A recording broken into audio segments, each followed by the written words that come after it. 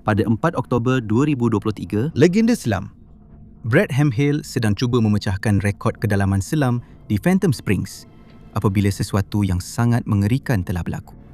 Ini adalah kisah beliau. Bermula dengan tangki skuba, topeng selam dan semua peralatan yang diperlukan untuk terus hidup, seorang penyelam terapung di pintu masuk sebuah gua yang menyeramkan. dengan kegelapan di sekelilingnya. Dia hanya dapat melihat apa yang ditunjukkan oleh lampu kepalanya. Cahaya itu menerangi papan tanda di sebelah gua. Ia menunjukkan gambar malaikat maut yang menakutkan dengan amaran yang menyatakan Tiada apa-apa dalam gua ini yang berbaloi untuk mati kerananya. Namun, rasa ingin tahu penyelam itu masih menguasai dirinya. Dan dia terus bergerak lebih dalam ke dalam sistem gua yang berliku-liku itu. Dia mesti tahu apa yang ada di sebelah sana. Walaupun ia bermakna dia perlu menyusup melalui celah-celah sempit yang menyesakkan nafas dan berisiko terperangkap di bawah sana untuk beberapa jam terakhir hidupnya. Di dalamnya terdapat satu labirin yang mengelirukan dengan ruang-ruang sempit dengan hampir tiada ruang untuk berpusing. Tetapi penyelam itu telah melihat cahaya di hujung terowong. Dia berjaya.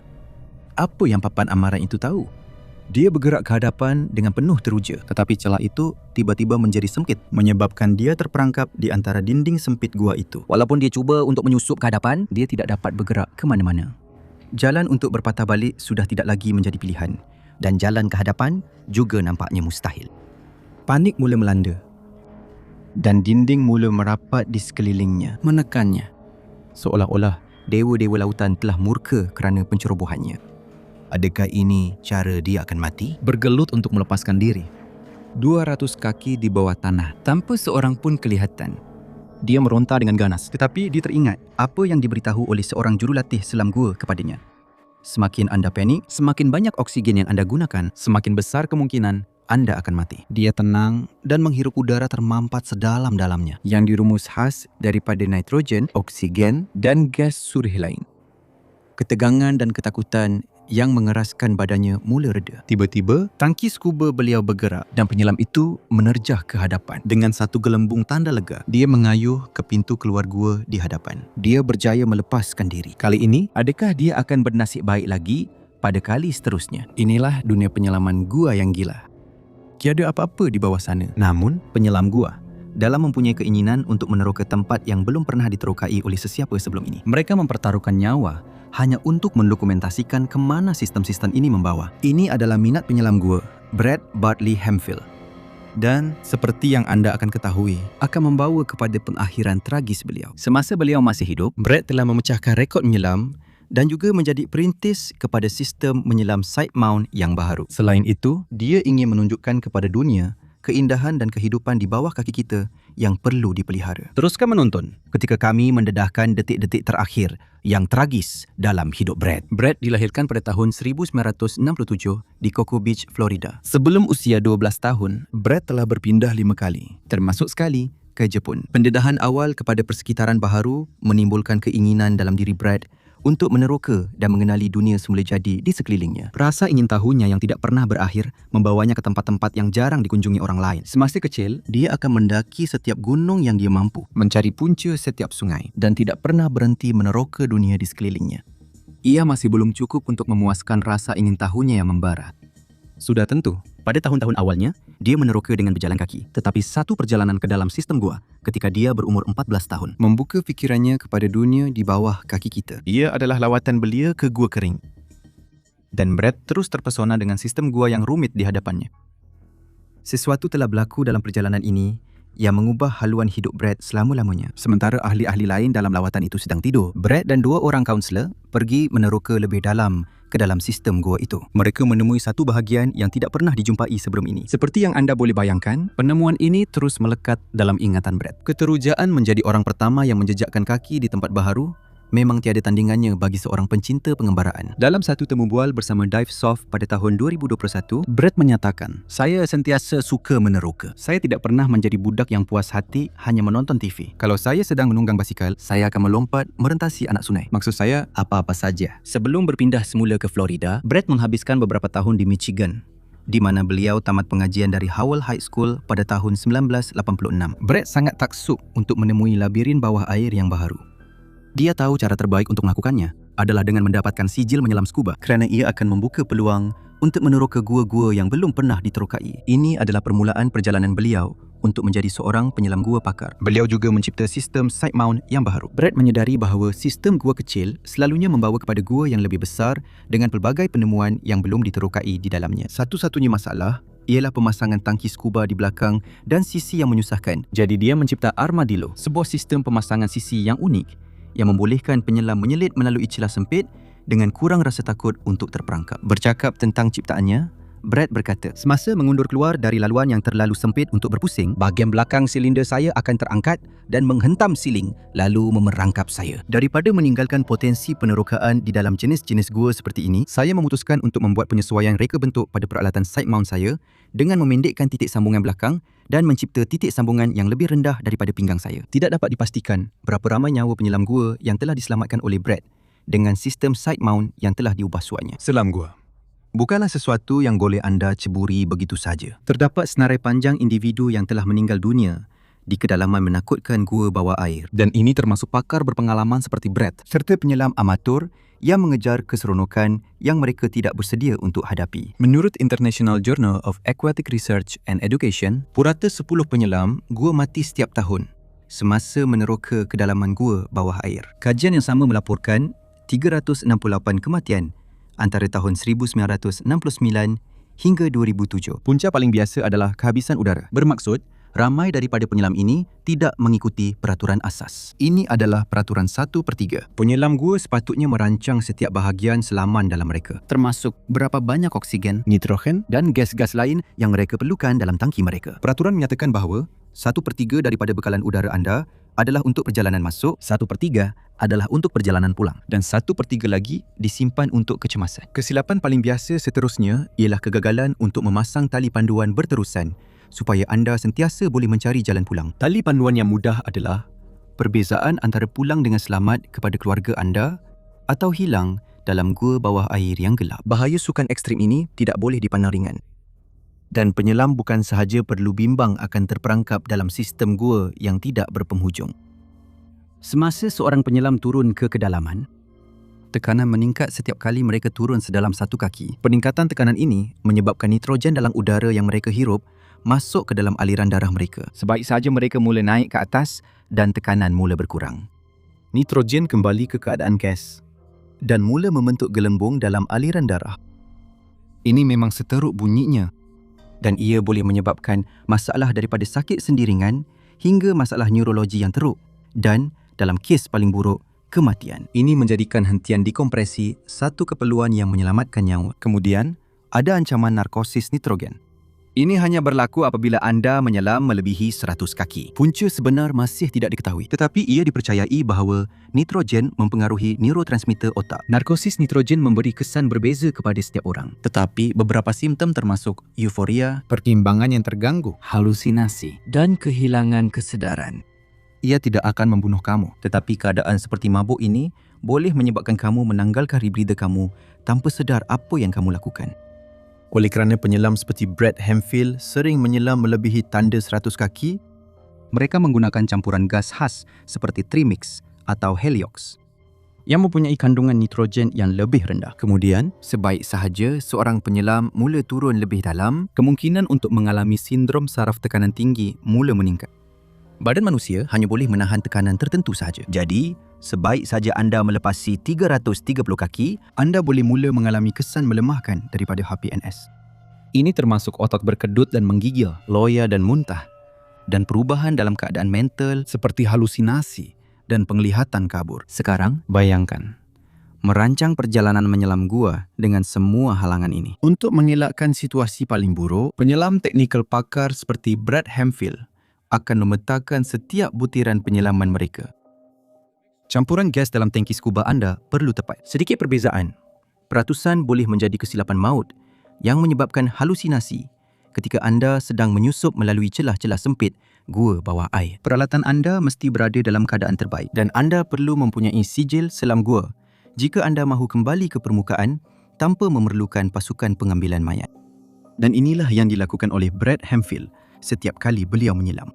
Bukan sahaja beliau seorang penyelam pakar dengan lebih 30 tahun pengalaman, tetapi beliau juga mengasaskan CAST Underwater Research Team dan merupakan presidennya pada waktu kematiannya. Matlamat mereka adalah untuk memelihara dan melindungi akuifer CAST serta kualiti airnya dengan menjalankan penyelidikan saintifik yang diperlukan dan mendokumentasikan gua serta saluran bawah air. Dan etos ini adalah sebahagian daripada semangat serta alasan Brad untuk mempertaruhkan nyawanya. Dia berpendapat bahawa jika orang ramai tahu dari mana datangnya air mereka, mereka akan lebih cenderung untuk melindunginya. Brad berkata bahawa, "Saya rasa saya bertanggungjawab memastikan orang lain dapat melihatnya supaya mereka boleh berkata, 'Awak tahu, saya mungkin takkan pernah buat begitu.'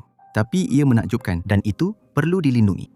Jelas ini bukan sekadar mengejar keseronokan untuk Brad. Melalui persekitaran air bawah tanah ini adalah seperti berenang melalui urat ibu bumi. Ia seperti anda boleh berhubung dengan nadi kehidupan planet ini. Bukan sahaja kerja Brad menginspirasikan orang lain untuk menuntut perlindungan dan pemeliharaan gua-gua yang beliau petakan dan dokumentasikan, tetapi beliau dan pasukannya juga telah memecahkan beberapa rekod dalam proses tersebut, termasuk dalam selaman terakhir beliau.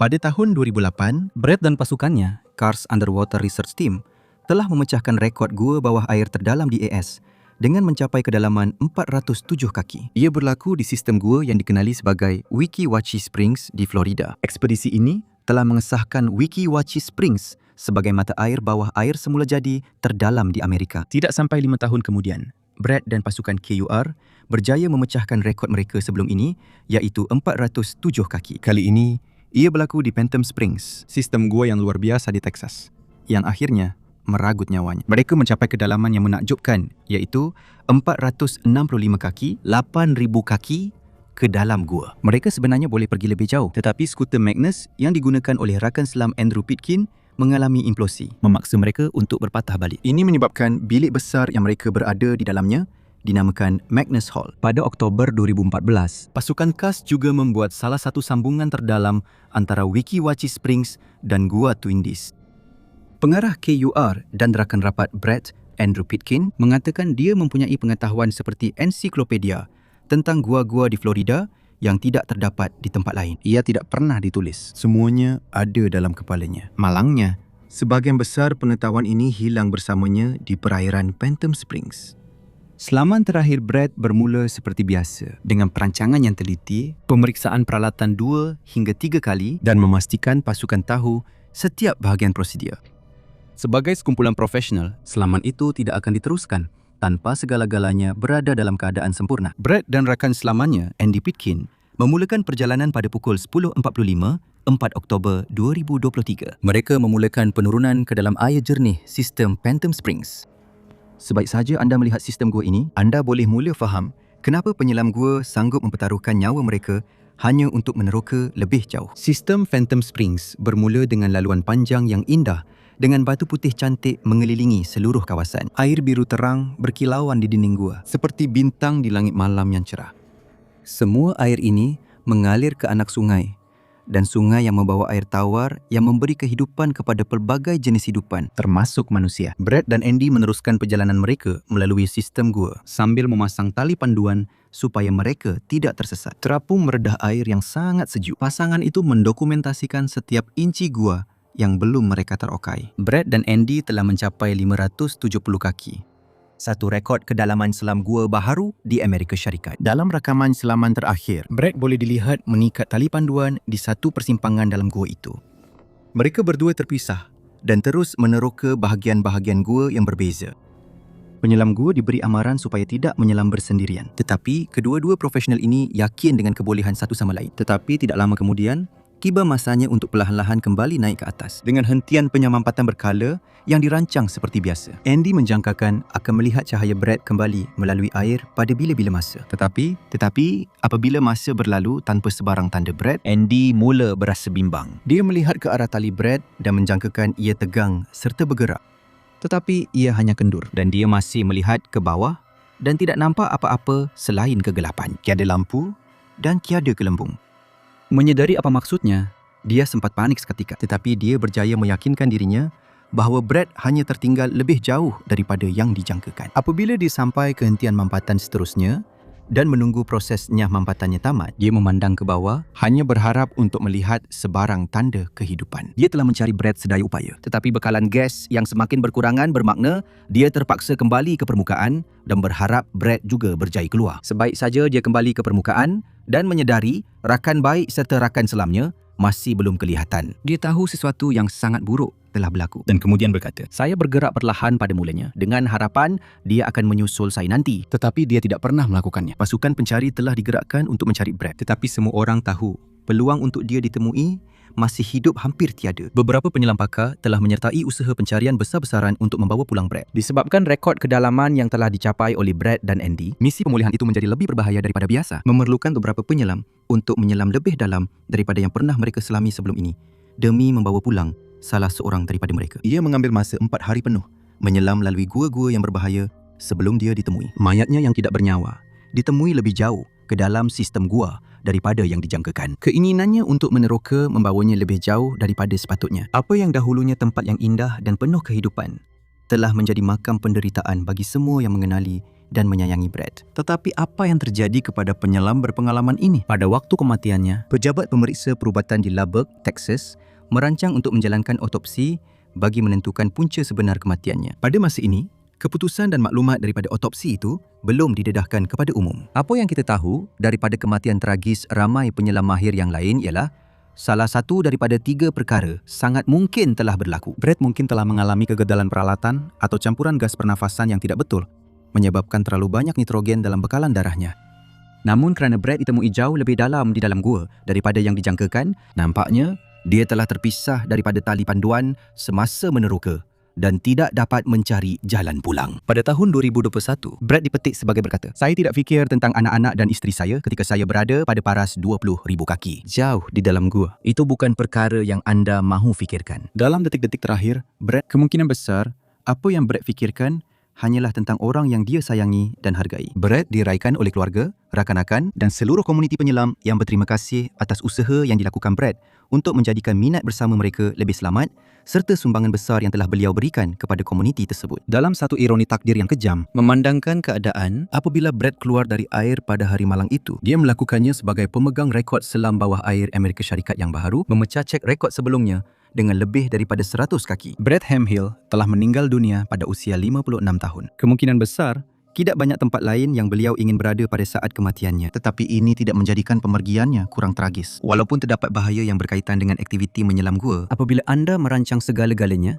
seperti Brad dan pasukannya, kemungkinan sesuatu yang tidak diingini berlaku adalah sangat tipis. Kematian beliau yang tidak dijangka mengguncang keluarganya dan komuniti penyelam hingga ke lubuk hati. Selain keazamannya untuk mendidik dunia tentang keindahan, sistem gua yang menyokong kehidupan, Brad dikenali sebagai seorang sahabat dan penghibur kepada semua. Dia suka berkongsi kecintaannya terhadap muzik dengan semua orang di sekelilingnya. Dan dia sering bermain dalam kumpulan muzik cover untuk persembahan tempatan dan acara amal. Dia bukan sahaja disayangi kerana usaha penerokaannya. Semua orang mengenalinya kerana belas kasihan dan peri kemanusiaannya yang tulen. Jika dia tidak berada jauh di bawah tanah meneroka gua, dia boleh ditemui tinggi di atas tanah di kawasan Teluk Tampah, membersihkan tingkap bangunan sebagai sebahagian daripada kerja hariannya. Brad Bartley Hemfield akan sentiasa dikenang sebagai seorang yang penuh belas kasihan, empati dan keinginan untuk membantu mengubah dunia ke arah yang lebih baik. Beliau meninggalkan impak yang besar kepada komuniti selam serta para penyelidik, ahli sains dan pembuat dokumentari yang bekerja dengannya. Garrett Hemfield, salah seorang anak lelaki Brad, berkata, kisahnya bukan tentang betapa bahayanya semua ini. Pengiktirafan atas namanya sepatutnya menunjukkan betapa banyaknya yang ada. Saya tidak mahu orang menggunakan ini sebagai alasan untuk berhenti. Ia sepatutnya menjadi sebab untuk terus maju. Terima kasih banyak kerana menonton. Beritahu saya apa pendapat anda di ruangan komen dan jumpa lagi di video seterusnya.